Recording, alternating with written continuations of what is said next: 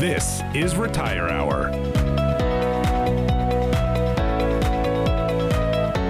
Welcome into Retire Hour. I'm Matt Goolsby. Thanks for being with us today. Each week on this show, we help you stay informed and in control of your retirement, investments, taxes, Social Security, healthcare, and estate planning. All the pieces that need to work together. And today, this week, I want to open the show with a conversation I had this past weekend. It was after one of our in-person retirement classes. I met a woman, and we're going to call her Lisa to protect her privacy. And she came up to me and shared a personal story about her mother. We're going to call her mom, Pam. Lisa said, Matt, my mom, Pam, actually took the time and had a plan. And she took the time to get this estate plan done many years ago. She had a trust, a will, everything she thought she needed. She really believed she was doing the right thing. And as Lisa was telling me this story, she went on to say that Pam, after her mother, Pam, passed away, her family discovered something that caused a lot of frustration. Big time expense, too. Even though Pam had set up her trust, she hadn't updated the beneficiary designations on several of her other accounts. See, your estate plan can say one thing, and if you don't update those beneficiaries, it can cause some issues. And because these beneficiary forms hadn't been reviewed or updated, many of these assets bypass the trust entirely, totally contrary to what Pam thought she'd had planned out for her estate plan, and in reality, it didn't happen.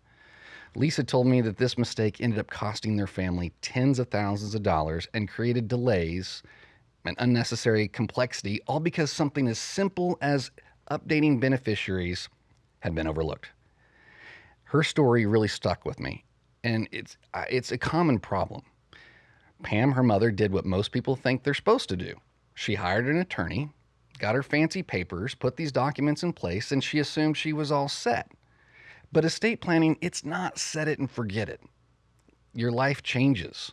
Laws change. We're going to talk later about the one big beautiful bill, but families change. Your situation's constantly evolving, and unless you're reviewing your plan regularly and ensuring financial accounts are properly aligned, and even these beautifully drafted trusts won't help when it's needed. Most folks just don't know what they don't know. I'm going to say that again. Most folks just don't know what they don't know. They think, I'm fine, I have a trust, but sadly, many families find out too late that something critical was missed. And as Lisa's telling me this story after the estate planning class I taught on last Saturday, her and I talked, and she said something else that really stuck with me. She said, Matt, we worked with a financial advisor for years, but he never met with our attorney. No one ever sat us down and had a group conversation to make sure everything was in sync. So here's a question I have for you that's listening, or maybe you're watching, or however you're tuning in this week. Here's a question for you. Has your financial advisor ever sat down with your estate planning attorney and you to review everything in your situation and make sure it's all working together, or working maybe like you think it should, or how you intended? Oh, wait, they don't do that with you? Wow, you mean your financial advisor makes you go back and forth and you're stuck being the messenger, trying to ensure all these pieces, these complexity pieces, and line up? Ask yourself this. Who out there really likes paying full price for nowhere near the full service? That's exactly why, as a team, we've built our Core 4 report process. We go through this process with someone, and estate planning, it's not just a quick checkbox. When we're going through this, having the conversations, we're making sure, again, that you don't have blind spots in your situation that you're not familiar with. In other words, we go further. Are your accounts titled properly? Are your beneficiary designations current? Does your estate plan reflect your current wishes and your current situation? And most importantly, we help connect these dots. So here's the big part. So you're not left bouncing between the professionals who don't even talk to each other. Because here's the reality. Even the best, most beautiful, biggest, best drafted estate planning documents won't protect your family if your financial house isn't in order to support them. So as you listen to today, ask yourself, do I know if my estate plan is current? Ask yourself these questions. Have you reviewed your beneficiaries recently? Has your financial advisor worked with your estate planning attorney at the same table to ensure everything is aligned just the way you want it? And if you can't answer yes, or if you're not sure, this is exactly why we offer our Core 4 report process. But it all starts with this simple first step. Call in and schedule a 15-minute phone call with one of our advisors. In that short conversation by phone, we can get to know briefly your situation and see what benefits you might uncover just by having that quick chat with us. That call gives you a chance to ask questions and see where you stand with absolutely no obligation. So pick up the phone and call us today at 833-44-CORE4. That's C-O-R-E, Core 4, 833-44-CORE4, or visit our new website, retirementhelp.com, to book that 15-minute call and request your Core 4 report. All right, well, we got a great show for you this week. After the break, we'll come back. We're going to go up to Kansas City and talk with Jonathan McCoy. And then later, I'll be joined by Kevin Steckley as we talk about more examples of what we uncover in our retirement planning process, that Core 4 report. This process helps us identify these issues with people just like you every day. So stick around. We'll be right back with more Retire Hour right after this.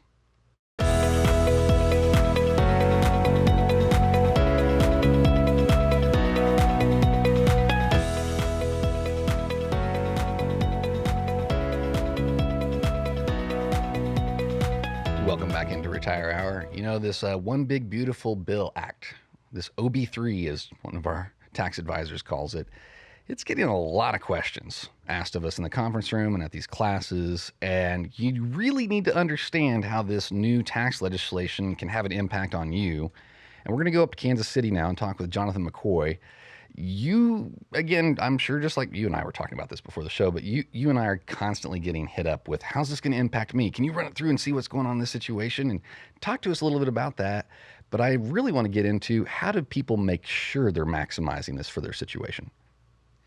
Well, it's interesting, you know, Matt. I appreciate the fact that you're talking about our Core 4 report process in the first segment, talking about the fact that this really is a regular review that needs to occur regarding your tax situation, and not just relative to the tax code, because we know the tax codes are ever going to be ever changing, but your specific income situation. And, you know, if you've got a financial advisor, somebody who's helping managing your investments, different things like that, and you are putting some of these questions in your advisor's mind, my question to a lot of folks that we talk to, especially in the early on parts of our process, going through the Core 4 report, asking the right questions about their estate plan, their tax situation, their income needs, their investment management situation, is it really, should it be your job to be asking the financial professionals about what options you may have? And a lot of the folks that we talk to, they find where, just like you mentioned in the first segment, they don't know what they don't know. They don't always know the right questions to be asking. And oftentimes when you're talking to a financial advisor regarding, you know, how does this impact my tax situation, the most common response we hear most folks are getting is, we don't provide tax advice. You need to consult with your tax professional on this. And, you know, we believe that is going to be leaving a lot of people exposed to sort of unrealized potential tax savings that could have a lifetime of impact, and even a downstream impact on your beneficiaries. So, you know, some of this will have long-term impacts on people's tax situation to their estate, and we getting our estate planning attorneys involved in terms of how do the next 3, 4, 5 years of tax planning maybe affect not just what you're doing with your investments, your income generation and retirement, but how does that impact your beneficiaries as well? Well, when Trump was in office the first time, in his first term, 8 years ago, he signed in the law the Tax Cuts and Job Act, and that had an 8-year limited window where we've helped convert. I was talking to Joshua the other day. We have an idea where we can find the total number, but we've helped convert millions of dollars from taxable to tax-free using the tax benefits and features that were offered to people through the Tax Cuts and Job Act. And in some ways, Joshua and I were kidding, it's almost like you're at a baseball game and you've got some extra innings now. And they've extended this out another 3 or 4 years. And if you're over the age 65, Joshua and I were just talking the other day, someone could do a $6,000 Roth conversion for free. Take it from taxable to tax-free. I don't know about you, I like tax-free. Yeah, and my concern for a lot of folks out there and for all the listeners is if you don't know to look for those blind spots, if you're not reading through and educating yourself and understanding this new tax code totally on your own, which is incredibly difficult to do, even as financial professionals. This is why we work alongside the CPAs with our clients. It leaves you wondering, you think of things like not just the tax-free Roth conversion opportunity, but how people may just be leaving this as a blind spot. And I think that the low-hanging fruit here is, oh, hey, enhanced deductions for people over 65, some increased savings. Maybe this means a little bit extra money in my pocket today. Taking sort of that low-hanging fruit and just assuming that's the only benefit that you're going to get. Well, you might have this massive blind spot of, for some folks that we talk to, these multi-million-dollar IRAs and 401k accounts, that now is the time to be having a much more proactive tax management conversation with your financial advisors alongside a CPA to make sure that you're not just, floating along hunky-dory these next 3, 4, 5 years and then realizing 8 to 10 years down the road when your required minimum distributions kick in that, oh, maybe we should have been paying taxes on some of this money sooner. It's a somewhat similar conversation to what we've been having with our clients for the last 7 or 8 years under the Tax Cuts and Jobs Act, but now it sort of accelerates the sense of urgency because we know we've got even a more restricted limited time window on some of these tax savings opportunities. But the bottom line is it starts with going through the exercise. It starts with having that conversation and ideally understanding that you don't have to be the one that brings this to your financial advisor's attention. That's the whole reason that we bring this Core 4 report process to people's attention and invite people in to talk to us one-on-one, because we can start to identify early on, before somebody has even hired us, what those savings opportunities could be. Well, Joshua, one of our tax advisor, or our lead tax advisor, will be talking at the end of the show, last segment of the show, about how people can maximize this one big beautiful bill, these extra deductions that they get for over the age of 65. And I know they were aiming to not have taxes happen on Social Security, and that's not normally how legislation comes out of Congress. You can say it's going to happen one way, and by the time the 500 plus idiots get a hold of it, it changes a lot. But these extra deductions, I think they're called bonus or senior bonus deductions, or I can't remember the exact terminology, but that's $6,000. I was with a client just yesterday. I was walking them through and had the tax advisor in there, and we were estimating they were going to actually get to do a larger Roth conversion than they did last year, just because, again, this extra deduction, and they're over the age of 65. They would have had no idea, number one, to do their Roth conversions last year, but they had no idea they could take advantage of that this year. Normally, people are not going to find this out until when? They probably go file their taxes, right? Right, exactly. And, it's had interesting impacts. Just a little bit of an anecdotal note. I just had a review with a client on Monday, and they had been talking about for several months now, potentially taking some money out to invest in a business opportunity with their 2 sons. And this had a direct impact on where that money's coming from, IRA versus Roth. We've been doing conversions with them for several years, tens of thousands of dollars of Roth conversion in their situation.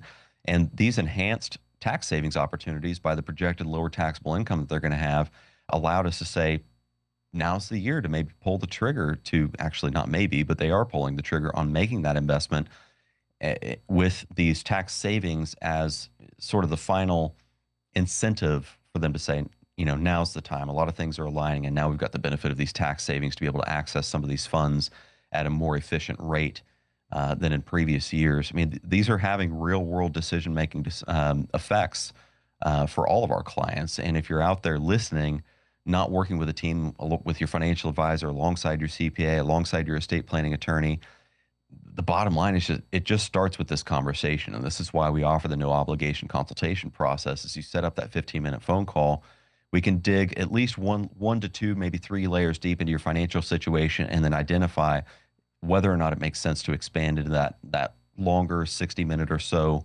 in-person meeting, more in-depth conversation to start getting these plans in place before the year's out, because this is the first year that we've got some opportunities. So we're down to, 4.5, 5 months left in the year that we've got to take advantage of some of these initial savings opportunities, let alone what we're planning for in years going forward. Clock's ticking out there. And if you guys are listening to this or watching this and you're saying, I'm not entirely sure I'm going to be maximizing this one big beautiful bill extras tax deduction for our situation or my situation, you need to reach out and schedule this 15-minute call. And you can do that by calling 833-44-CORE4. That number again is 833-44, the word CORE, C-O-R-E, number 4. Or you can go to retirementhelp.com and schedule that 15-minute chat with us by phone just to make sure you're maximizing this bonus deduction for your situation. Well, stay tuned. We'll be right back with Kevin Steckley talking about, again, some of the scenarios and some of the things we can uncover going through this new Core 4 report process. Stay tuned.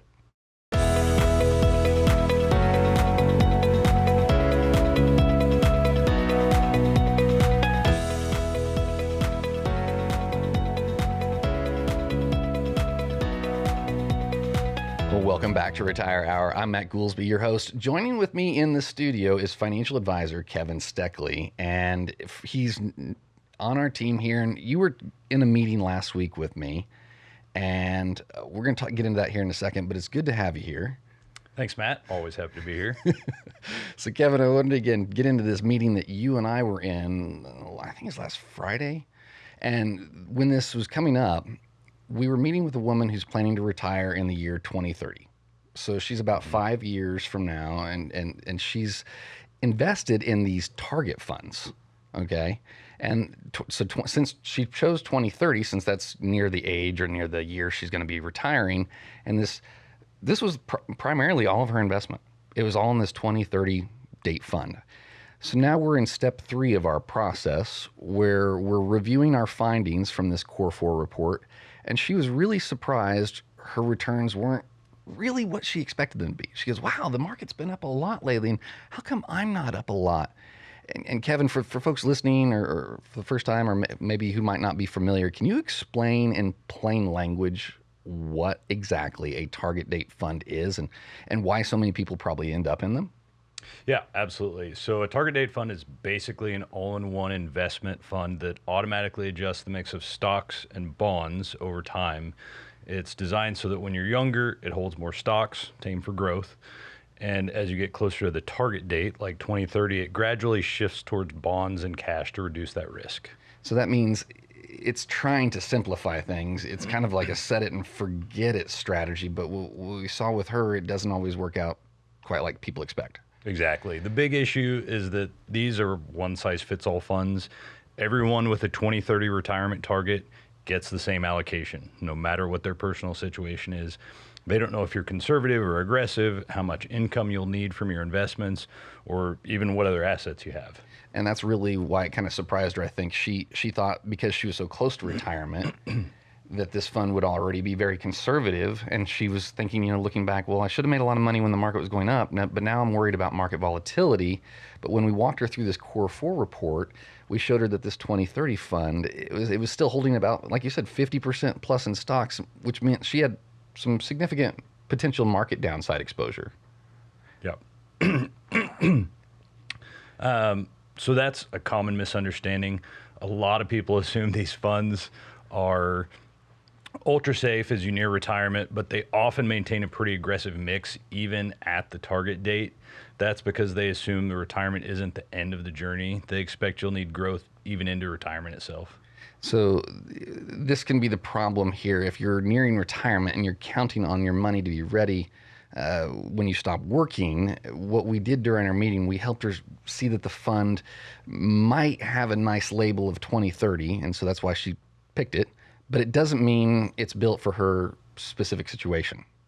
Right. That's exactly why we offer our Core 4 report, to help people understand what they own, why they own it, whether it fits their income needs, and then how it all works with their estate planning, healthcare risks, and taxes. Yeah, and we can't stress this enough for our listeners. If you're invested in a target date fund, or really any fund, and you're getting close to retirement, it's so important that you know really what's inside that fund and not just go by the name on the label. So if you're listening today and you're wondering, is my target date fund actually acting like I think it should, or is it not performing, or whatever? Or if you're just unsure whether your investments are right for you, give us a call. You can call us at that 833-44-CORE4.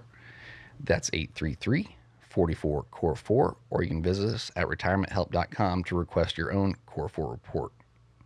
Yeah, that's a great way to get a real look at where you stand. No obligation. It's all about making sure your investments are and retirement plan are actually working together for you. Yeah, absolutely, Kevin. And thanks for breaking this down in plain English today. And I know you're a recent addition to the team. I said I wasn't going to call you new, so I didn't Thank say I you. wasn't going to say I wasn't a recent addition to the team. But you and I have known each other for a long time, and it's been fun working with you here over the past couple of weeks. And thanks for breaking this down, like I said, in plain English, because I see a lot of people that have these funds, and I thought this could really resonate with our listeners. Thanks, Matt. Thanks for having me. It's always a pleasure. Well, when we come back after the break, we're not just going to be talking with financial advisors anymore. Now we're going to bring in our other professionals. Taylor Bevan, she's going to be with Market Medicare Advisors, and she's going to talk with us about this client that was concerned when they were auto-enrolled in Social Security. And then after Taylor, we'll of course have our estate planning attorney, Gerald Eidelman. He's had some pretty chilling stories lately of how estate planning went completely wrong, and it can tear families apart and sometimes even destroy wealth. And also at the end of the show, we'll be talking, like I said, with Joshua Sikora, our lead tax advisor. And this One Big Beautiful Bill Act, it's got a lot of people asking a lot of different questions. And primarily, it's how do they maximize, or how's this $6,000 if you're single bonus deduction, and up to $12,000 if you're married, you can both take this. How's this going to be impacting people's situation? And I can't tell you enough how many times just over the past week I've dragged a tax advisor in the conference room because my clients are asking me, how is this going to impact them? I'm a financial advisor. I'm not licensed to give tax advice. So I would absolutely hate to be in the shoes of a financial advisor that can't pull in tax professionals and get answers in real time when these questions come up. Or worse yet, I can't imagine being a financial advisor out there and not having my tax advisor or a tax advisor helping my clients maximize these tax savings over the next 4 years. And like Jonathan said earlier, time's already kind of running out. I mean, they passed this bill halfway through the year. You didn't know you were supposed to be tax planning all earlier in the year when we didn't even know what the tax code was going to be? It's going to run by fast, guys. And if you don't have a plan, again, reach out and schedule that 15-minute chat with us. And you can do that by calling 833-44-CORE4. That number again is 833-44, the word CORE, C-O-R-E, 4. And that stands for our Core 4 report, where we cover the finances, the healthcare, the estate plan, and the taxes. We really want to make sure you don't have any blind spots out there in your retirement. Well, again, coming right back after the break, we'll be talking with Taylor Bevan about someone that was auto-enrolled in Medicare and they didn't need it, and it can cause issues out there if you're not aware of it. Again, all these hidden blind spots out there in retirement. You need a team. Stay tuned. We'll be right back with more right after this.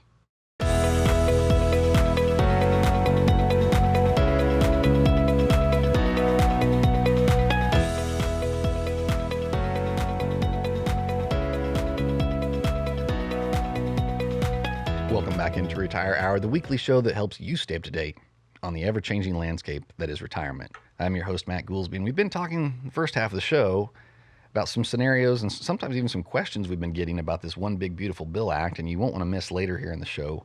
We're going to bring in our lead tax advisor, Joshua Sikora, talking about these changes and how people need to be aware of them before they go file their taxes, not after they file their taxes.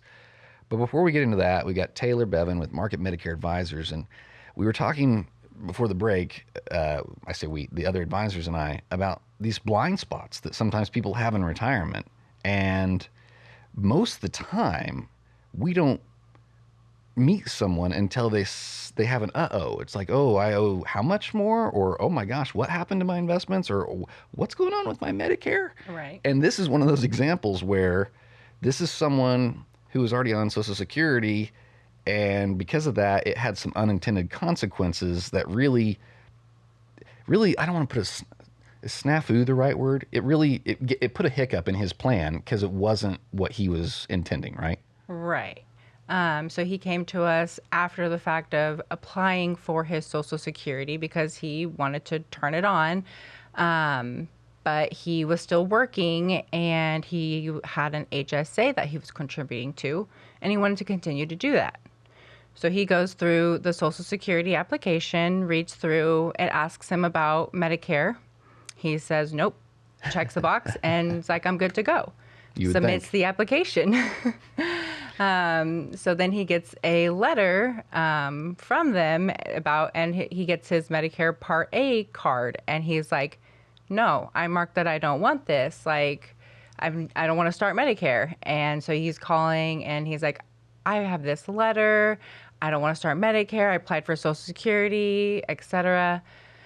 And I was like, okay, why don't you bring that letter in? We'll sit down, have an appointment, and we'll see what's going on.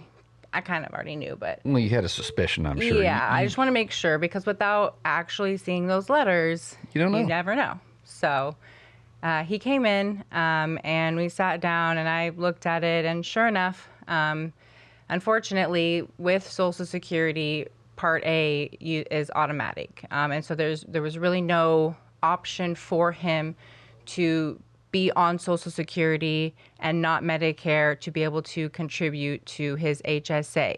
So this isn't like the Part B, where if they send you your Part A and your Part B, and you're like, no, I don't want to take my Part B. I'm still getting my work health insurance taken care of over here. I don't need to pay the $185 a month. Isn't that what Part B is? Yeah. 185.10, and they change it every year. It's hard to I keep would track. say I'm trying to commit new numbers, and I can't say that, so I'm not going to answer that question. Don't even worry about memorizing this year's numbers. You got 4 more months, and then you can just memorize next year's Well, numbers. we are in the process of that, so I've already looked at those numbers, and I know what it is, but I can't. There you go. There So- you go. Yeah, I appreciate that. But so this is different than that Part B, where you can send that back, and then you can say, I don't want to take that. When you're over 65, you're just automatically enrolled in Part A because there's no expense to it. I mean, Right. probably the government's saying, well, what's the problem? But the government doesn't always know what the left-handed government and the right-handed government's doing. And if you're wanting to contribute into your HSA, that makes you ineligible, right? Right. So the government, they kind of look at it as like double dipping. If you're going to be taking your retirement, they don't want to give you a tax incentive to reduce your taxable income, because that taxable income pushes your taxable Social Security through the bracket, and so you're getting you're getting this benefit where you're having less of your Social Security tax because you're contributing to this HSA. And they don't think they say that's not fair for the people who who are either delaying their retirement because they're still working, just like the early retirement. When you start, the earlier you start and you're still working, there's a forfeiture on that benefit because you're claiming it before your full retirement age, and you're still wanting to work. So they're going to say, hey, wait. If you're not actually ready to retire, but you want to start taking this money, we're going to limit it. And then there's that whole issue. But we're getting into my Social Security side. I was going to say, this sounds all really confusing. How does anyone know what's going on here in their situation? Because there's so many different variables, and you were starting to get a little bit in the tax lane, I thought, there for a second, because you do have 2 hats. You can talk both things. You're duolingual. You're bilingual that way, and you can speak Medicare and It's very hard tax. to stay inside one of the boxes because Medicare affects Social Security, affects taxes, and the fact that I am certified in all 3, they are so closely related that they bleed into each other. Because, starting your Social Security triggers Part A on Medicare. That also could trigger tax. So there's affecting tax brackets potentially. And also, the issue of on the Medicare, now we can't contribute to that HSA, and most people don't know that. That could cause some real headache. And so you're telling people just don't do HSAs, they're bad. No. HSAs are great. Just you want to ask for help before you make that mistake. So Want to make sure you're coordinating. yeah, everything. he had already applied, and fortunately it was fairly recent. So if he wanted to continue that HSA, then we just had to submit paperwork to pull back that application and stop it. But that's just a whole other headache that he could have avoided if he would have just came in and talked with us and asked a few questions before just pulling the trigger and submitting that application. Because now He's stuck with either stopping those contributions and hoping that they don't see the last 6 months that he shouldn't have been, he had, because he Right. wasn't aware of all of Yeah, this. it gets sticky. It gets real sticky real quick, And especially if you don't know. if you guys are thinking, and this is just a great example of what people can get knowledge about what's going on in their situation by going through this Core 4 report process. And if you don't know what blind spots could be lurking out there in your situation, reach out and schedule a 15-minute chat with us. That's step 1 of our Core 4 report process. You can do that by calling 833-44-CORE4. That number again is 833-442-6734, or you can schedule that 15-minute call by going over to the website at retirementhelp.com. And I would be remiss if I didn't congratulate you on getting married. You were single before last time we were in the radio booth. Now you're married. Yep, I sure am. Congratulations to you and Dalton. Thank you so much. Well, stay tuned. We'll be right back with more, talking with one of our estate planning attorneys, Gerald Eidelman, and you won't want to miss this chilling estate planning story. Stay tuned.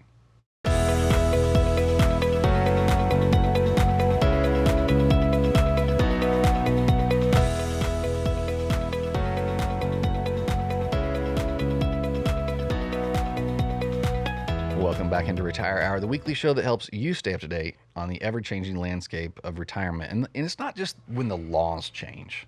Sometimes it can be when your situation changes. And we've been talking with Taylor Bevan about someone that was on Social Security and they were automatically enrolled in Part A, and that was a blind spot that person did not anticipate in their retirement plan. And what blind spots could you have out in your situation?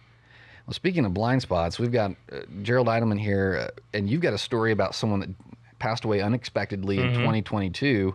And tell us what's going on with this, because this is not a happy ending here. Right. The story is about John. He's the individual who had set up a estate plan, quote unquote. Thought he did. Yes. I mean, he actually went online, drafted a will, and thought everything was fine. Now, John had a very successful business. He had built from the ground up. It was worth a few $1 million. In the process, after he got remarried, he got divorced and remarried. Starter wife. What's that? I think they call that starter wife. Starter, yeah. He had a starter wife, and then he went on to the second marriage. He upgraded maybe. I don't know. And he had 2 kids, Emily and Mark, and they're the ones who came to see me. When he died suddenly, the question always is, like yesterday I had a gentleman, his wife died on July 4th. He was, how long do I have to start working on this? Do I need to do the, sometimes people think it's callous, but no, people get scared and they're concerned and they want to find out what they have to do. And that's what Emily and Mark came to see me about, because they didn't know what, they looked at the will that Dad had left behind, and the will left everything to them. But there is a problem. There is his second wife, Linda, who also has a legal right under statute to have a portion of her deceased husband's estate. Uh-oh. That's right. And so they were going into a fight. Yeah. There was no question about it. Linda obviously wanted her share, demanded her share, because he had made no provisions for her at all in any way, shape, or form. Oh, man.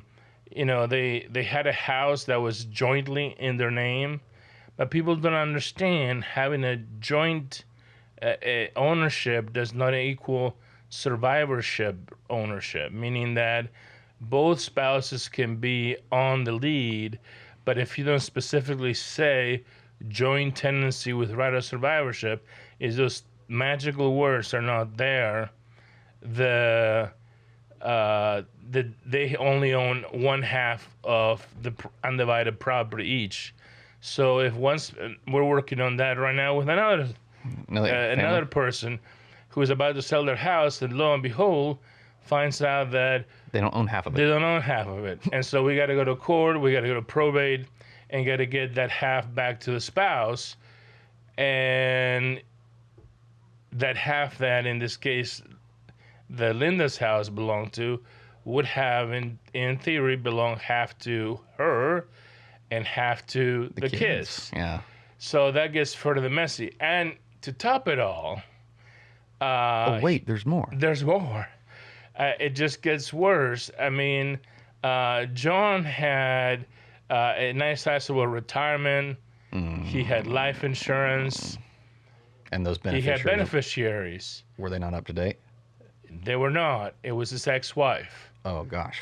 And what people don't realize is that for example, if a will names an ex-wife, the ex-wife, once the divorce, is no longer entitled to whatever gift is left behind Interesting. in the will. Even though the will says Yes. the named wife. Yes, yes. If the divorce happens, then that kicks the person out of the estate plan, Correct. even if they're written in the estate plan. Exactly. Interesting. And that's by statute, Statute, like law. by law, right. There is nothing like that when it comes to other accounts, retirement accounts, life insurance. Whoever is deciding the beneficiary is who gets it. Whether there's any relationship to that person or not, it's irrelevant. So the life insurance and retirement accounts weren't even going to his kids, were going to his ex-wife. That's what he wanted that, yeah, right? Right, no. No. And so this is actually a common theme. I actually started, you and I did not coordinate this. Yeah. I met with someone over last week, and I was teaching an estate planning class. I think we called her Lisa, and her mom, Pam. Her mother, Pam, had done the estate plan, paid the money, had all the pretty papers, but didn't update any of the beneficiaries. Right.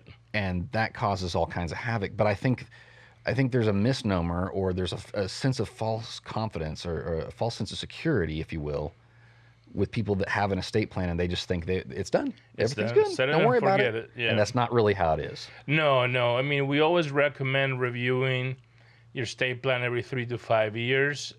We do a review for free. The purpose is just to prevent these kind of things that happened to John. I had a gentleman just a few days ago. His wife had died 3 years ago. She was still in all his documents.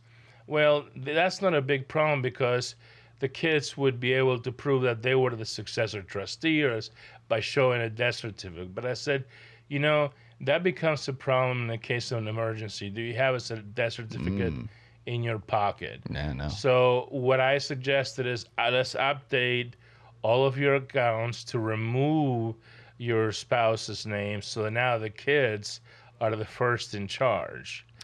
And people don't understand these blind spots that they can have out there. And that's some of the blind spots we uncover when people go through our Core 4 report. But oftentimes people get a better sense of their situation by just having that 15-minute phone call with us. And you can do that at scheduling at calling 833-44-CORE4. That phone number again is 833, numbers 44, and the word CORE, and the number 4 again. Or you can go out to retirementhelp.com. And you can book that 15-minute consultation with us by phone, and that is step 1. And maybe you don't need to go past step 1. But if we uncover some things that you weren't expecting, or maybe you're aware of and you've just not addressed, then we can continue on this process. But it's just so easy to schedule that 15-minute phone call by going, again, to retirementhelp.com, or picking up the phone and calling that number, 833-44-CORE4. Well, stay tuned. We'll be talking with our lead tax advisor again about how this one big beautiful act is changing a lot of things, and it's going to require some tax planning. You won't want to miss this. Stay tuned.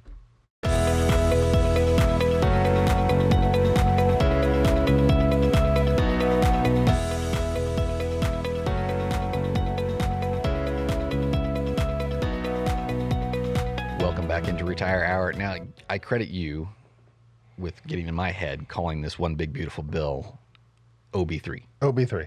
I mean, I can't really take the credit for it. We take a lot of continuing education, and they're calling it that. Oh, okay. And Almost sounds Star Wars-ish. it does, but also help me OB3. You're my only hope. calling it OBBBA, you start which we're likely to be there anyway. Yeah, I feel like we're there. One big beautiful bill act. Now, what you're saying is probably not the extra bonus deduction, but there could be changes coming to this bill even as they're still working stuff through. Yeah. So it's really kind of nuts how this stuff all works. So the act has been passed. It's the law of the land, and they're already talking about changing it. One of the provisions in the law is that, so historically, let's take a step back. Historically, well, let's just set the stage.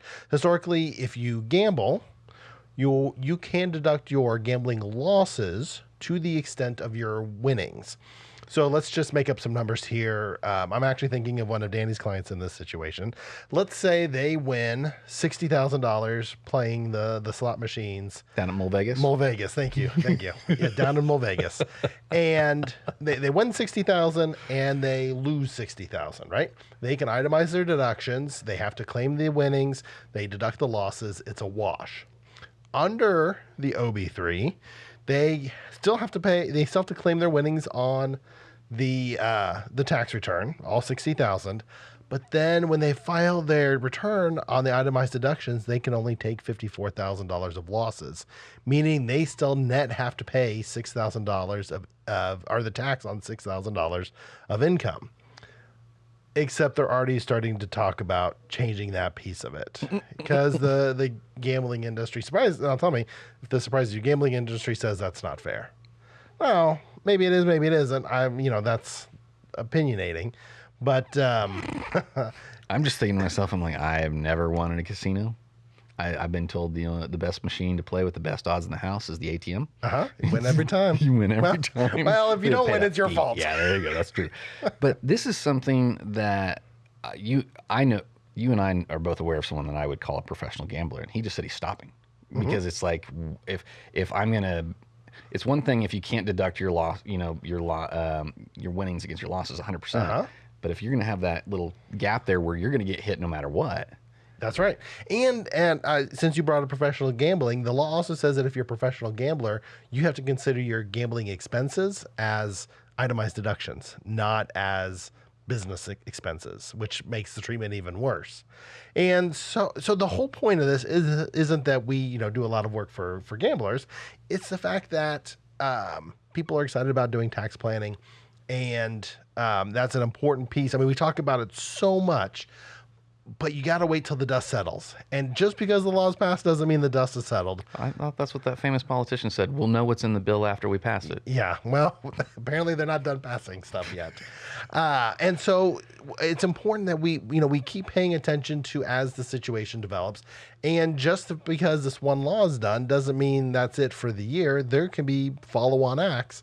And that's why we keep paying attention to see how things are developing. And that's why we wait until what is roughly the last minute possible for people to make these decisions. We'd like to do these in the fourth quarter, not because I like to procrastinate, but because we want to make sure we have as much information as possible before we advise our clients to commit to a decision. I just thought it was because, extension deadlines are due October 15th, so then you don't have anything to do. So you just figured out how to have job security year round, where I just need you year round. It's funny you say that. I've actually started seeing reminders popping up on my calendar as you are scheduling appointments for your clients, even back into September, to make sure that they get in time to get these plans laid out. Well, we're holding it back some appointment spots, and we're bringing on some new advisors and expanding the team. But you're right. We prioritize taking care of our investment clients because that's where our secret sauce is, so to speak. That's where you and I get to work there on the spreadsheet together with the client in the same room, and you and I get to workshop the idea, so to speak, on what they should do to maximize their tax savings before the end of the year. That's right. And it's not just me, the tax guy, coming in saying, oh, hi, Jim and Jane Smith. Make an IRA contribution. That's right. I think you should do this, and see you guys next. See you guys in the spring. We sit down and we talk through it. We talk about what their income is going to look like. Literally stack hands on this plan to say, okay, yeah, this is what we all think is going to happen this year. Great. Now what opportunities exist? And then we talk through the opportunities. We weigh out the pros, the cons, the costs, the benefits. And all together at the table, you as the financial advisor, me as the tax advisor, the client who's providing the input, and sometimes just spectating on us going back and forth. Just tell me what to do. Yeah, sometimes that's what happens, because these things are so nuanced and there's so many different interconnections between the financial assets, the taxes, the healthcare. Sometimes for people, the estate plan. I mean, these things all work together. If only someone had like a report that talked about these, call them maybe core 4 areas in retirement. What a crazy idea. If someone had that report. Write that one down. I will. If you guys are listening to this and you're not really sure what's going on in your situation, face it, you're the person that has to be in the middle of your tax advisor, if you have one, and your financial advisor. And if you're not having those two meet together, it can spell disaster. So reach out and schedule a 15-minute conversation with us. And you can do that by calling 833-44-CORE4, or you can go on over to our website at retirementhelp.com and schedule that 15-minute chat with us. Thanks for tuning in. We'll see you next week. Investment advisory services are duly offered through Foundations Investment Advisors LLC, an SEC-registered investment advisor, and Market Investment Group LLC, an SEC-registered investment advisor. The investment advisor representatives of Market are also affiliated with and registered through Foundations Investment Advisors LLC, and may provide services on behalf of both firms to client or prospective clients where properly licensed or exempt. This show is presented by Market Investment Group LLC, an SEC-registered investment advisor that only conducts business in jurisdictions where it is properly registered or is excluded or exempted from registration requirements. Registration as an investment advisor is not an endorsement of the firm by securities regulators and does not mean that the advisor has achieved a specific level of skill or ability. The firm is not engaged in the practice of law or accounting. The information presented is believed to be current. It should not be viewed as personalized investment advice. All expressions of opinion reflect the judgment of the presenter on the date of the show's publication and are subject to change. The information presented is not an offer to buy or sell, or a solicitation of any offer to buy or sell any of the securities discussed. You should consult with a professional advisor before implementing any of the strategies discussed. Any legal or tax information provided in this show is general in nature. Always consult an attorney or tax professional regarding your specific legal or tax situation. Annuity and life insurance guarantees are subject to the claims paying ability of the issuing insurance company. If you withdraw money from or surrender your contract within a certain time after investing, the insurance company may assess a surrender charge. Withdrawals may be subject to tax penalties and income taxes. Persons selling annuities and other insurance products receive compensation for these transactions. These commissions are separate and distinct from fees charged for advisory services. Insurance products also contain additional fees and expenses. Social Security rules and regulations are subject to change at any time. Always consult with your local Social Security office before acting upon any information provided herein. A Roth conversion may not be suitable for your situation. The primary goal in converting retirement assets into a Roth IRA is to reduce the future tax liability on the distributions you take in retirement or on the distributions of your beneficiaries. The information provided is to help you determine whether or not a Roth IRA conversion may be appropriate for your particular circumstances. Please review your retirement savings, tax, and legacy planning strategies with your legal/tax advisor to be sure a Roth IRA conversion fits into your planning strategies. This is not endorsed by the U.S. government or associated with any federal Medicare program. We do not offer every plan available in your area. Any information we provide is limited to those plans we do offer in your area. Please contact Medicare.gov or 1-800-MEDICARE to get information on all your options. All client or prospective client names have been changed to protect the identities of the individuals discussed. All rights reserved.